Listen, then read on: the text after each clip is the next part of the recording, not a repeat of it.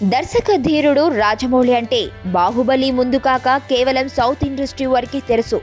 కానీ బాహుబలి మొదటి పార్టుతో ప్రపంచ దేశాలకు తెలుగు సినిమా స్టామినా ఏంటో రుచి చూపించాడు.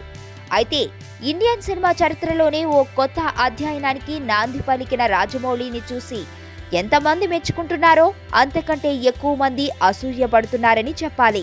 అదెలా అంటే రాజమౌళి దర్శకుడిగా సూపర్ క్రేజ్ సంపాదించుకున్నాడు. అయితే అతని కంటే గొప్ప సినిమా తీసి చూపించాలనే తపన దర్శకుల దగ్గర ఉంటుంది. అయితే ఇదంతా ఒక ఆరోగ్యకరమైన పోటీనే అయినా రాజమౌళిని తలదన్నే దర్శకులు ఉన్నారనేది అసలు పాయింట్. అయితే అది కూడా తెలుగు పరిశ్రమలోనే ఉన్నారని అంటున్నారు. మరి రాజమౌళి కాంపిటీటర్ గా టాలీవుడ్ లో ఉన్నది ఎవరు అంటే క్రిష్ అంటున్నారు.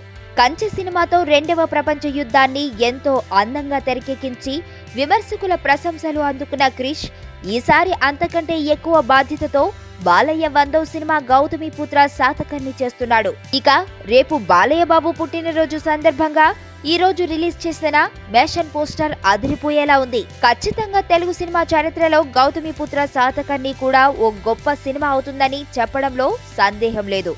ఇప్పటికీ 2 షెడ్యూల్ కంప్లీట్ చేసుకున్న ఈ సినిమా 3వ షెడ్యూల్ కు రంగం సిద్ధం చేసుకుంటోంది.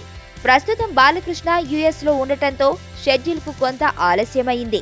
మరి రాజమౌళికి షాక్ ఇచ్చేలా ఉన్న క్రిష్ దర్శకత్వ ప్రతిభ ఏనాడైనా రాజమౌళి కంటే గొప్ప దర్శకుడు అన్న పేరు తెచ్చుకుంటాడనే ఆలోచన చేయాల్సిన అవసరం ఉంది. ఫస్ట్ టైం చూస్తాన్రా ఇలాంటి అమ్మాయిని. మనసుకు మనసు, జాలికి జాలి.